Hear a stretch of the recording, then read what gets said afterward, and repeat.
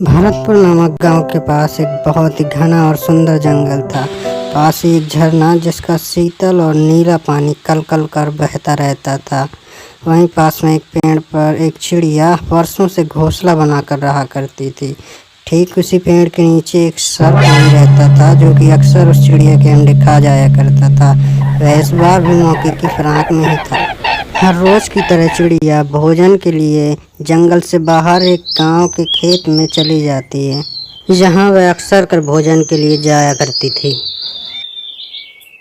लगता है चिड़िया घोंसले से जा चुकी है। यह उचित मौका है, मैं इसके सारे अंडे खा लेता हूँ। कितनी अच्छी खुशबू आ रही है। ऐसा कहकर वह चिड़िया के सारे अंडे खा गया और वहां से चला जाता है। कुछ ही देर में चिड़िया वहां आती है और घोंसले पे अंडे ना पाकर वह बहुत दुखी हो जाती है और रोने लगती है। तभी सांप की आवाज़ सुनकर वह नीचे आती है और अपने बच्चों के बारे में पूछने लगती है। क्या तुमने मेरे बच्चों को देखा है? अरे मूर्ख, उन्हें मैंने कब का खा लिया। तुम भी यहाँ से चली जाओ वरना तुम्हें भी खा लूंगा। ऐसा कहकर उसे वहां से भगा देता है। इतनी सी चिड़िया आखिर मेरा बिगाड़ी क्या लेगी। यह सब सुनकर चिड़िया एक योजना बनाती है और गांव की तरफ उड़ जाती है।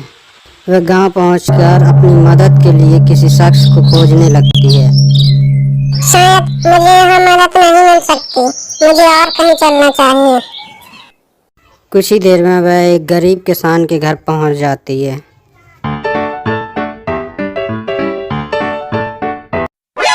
सुनिए जी, घर में राशन बिल्कुल भी नहीं है। ये सोने का कंगन देकर घर में राशन ले आइएगा।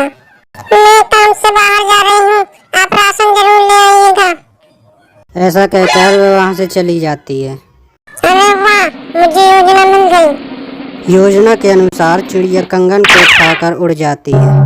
अरे नहीं, उस कंगन को मत ले जाओ। वह हमारे भोजन के लिए आखिरी वस्तु बची है।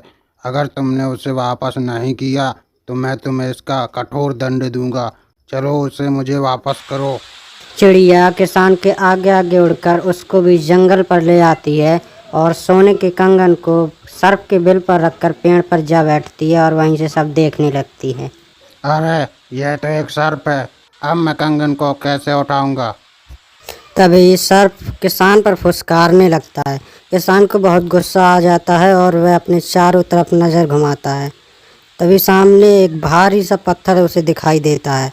वह उसके पास जाता है और बड़ी मेहनत के बाद उसको उठाकर सांप के पास जाता है और उस पर फेंक देता है। इतने भारी पत्थर के नीचे दबकर सर्प की मृत्यु हो जाती है।